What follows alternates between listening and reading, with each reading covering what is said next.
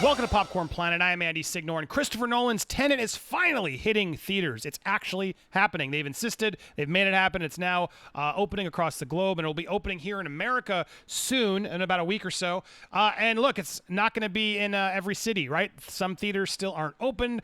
Some states are. Whether that's right or wrong, we're not going to get into that. The question is the movie good? The reviews are trickling in from all over, and it seems mixed. Honestly, it seems mixed. The best review so far I've read was the New York Times review, but to give you sort of a general overview, Rotten Tomatoes, which you got to take that with a grain of salt. They're not always correct, but they have an 87% so far out of 31 reviews. And I'm going to go through some of the headlines and stuff, but I want to start with that New York Times review because they do, again, no spoilers here. I have yet to see it, but I'm sort of, I was skimming reviews to sort of get an idea of this movie. Should we get more excited, or is it, should we lower our expectations going into this film? And it sounds like we should lower our expectations going in to see this film. It's a time-pending take on James Bond. Again, going to give you broad things here. Nothing gets into the plot points aside from sort of the broad sort of what the movie is. Watch it as basically James Bond, forward and backward, kind of 00700, right down to the occasional wry one-liner.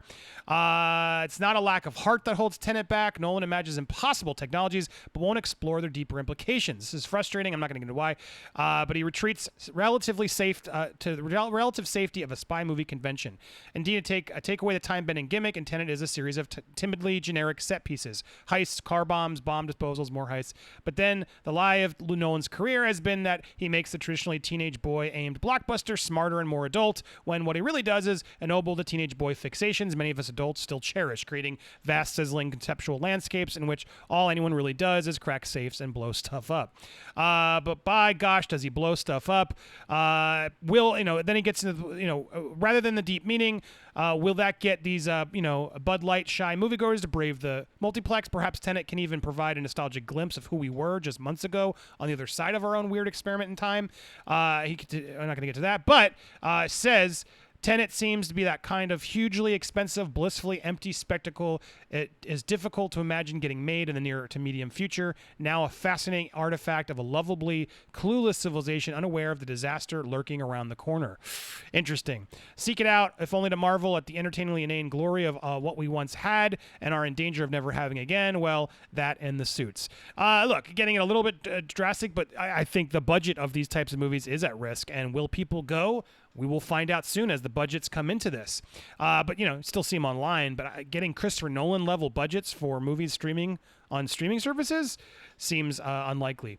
So here's Variety's review. 10 review. Christopher Nolan's grandly entertaining, time-slipping spectacle is a futuristic throwback. The structural complications of his storytelling are nifty enough, but it's the muscular gusto of his filmmaking that inspires wonder. That seems to be the thread. Obviously, Nolan's technical prowess and his experience is what makes this movie shine. But The Guardian did not enjoy it. It's a thriller is a palindromic dud. The long-awaited sci-fi from Inception director restarts the summer of cinema. It will go down as his finest. It will go down as his finest hour, but Tenet is far from his finest work.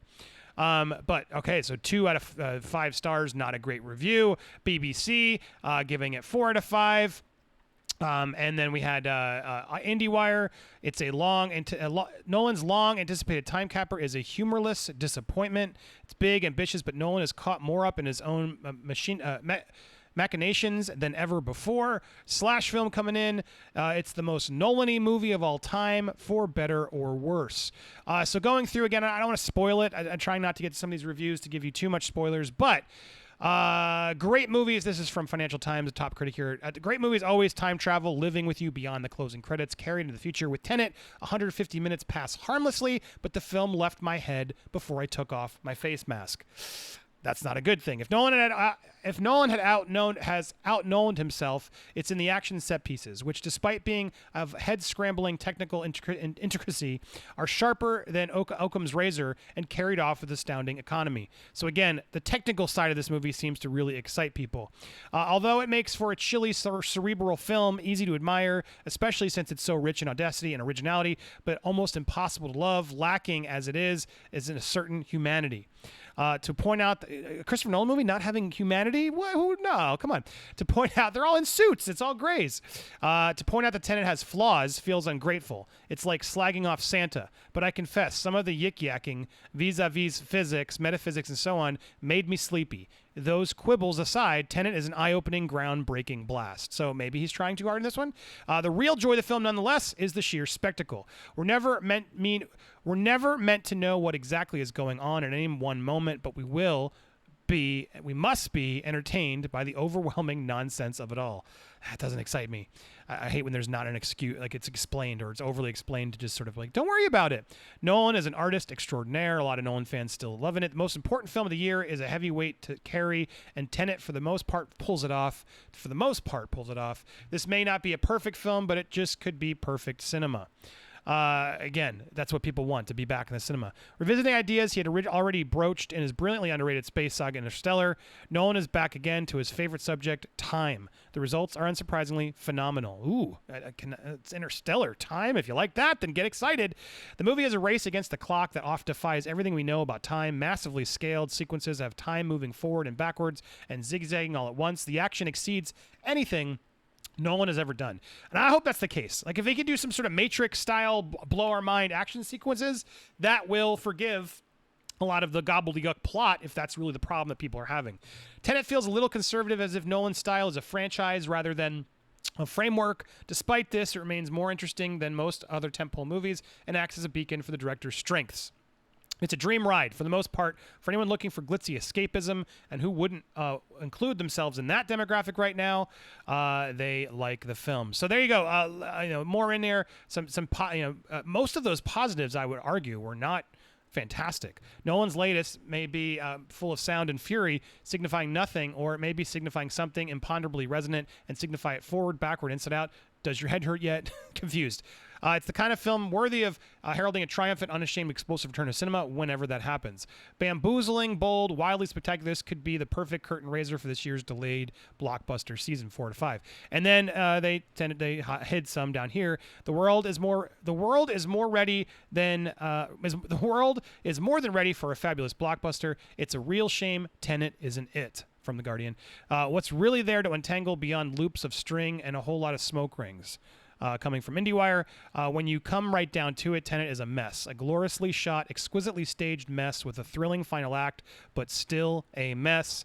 For those who don't want to engage with Nolan's academic exercises, just tune out and revel in its baser pleasures, thrilling spy set pieces, and charismatic leads. The other stuff, ain't nobody got time for that. So there you go, just summing up some of the reviews on Christopher Nolan's Tenet. Sounds like he is finally doing, another... Look, if you don't know, Christopher Nolan loves James Bond, even toyed with the idea of making a James Bond film, instead then made Inception, and now making this. He likes that spy genre. So it sounds like he's leaning into that more, but still borrowing a lot of the interstellarness and putting in here to justify some of the cool set pieces. So it sounds like a little bit of a mixed bag. Nolan fans likely will just love it no matter what, but it sounds like the general movie-going public might leave head-scratching, but still going, wow, that was a cool sequence. That's what I'm gathering from that. We'll see what I think when the movie finally comes out and I'm able to see it. Promise you I will have that here, so be sure to subscribe. You can subscribe right here, or you can follow me on social media. And in the meanwhile, check out these other movies and videos I've made. Thank you guys so much for watching. Are you going to go see Tenet in theaters with a face mask? I hope. Please let me know down in the comments below what your thoughts are, and if you're more or less excited now in the comments. Thanks for watching, everybody. See you soon.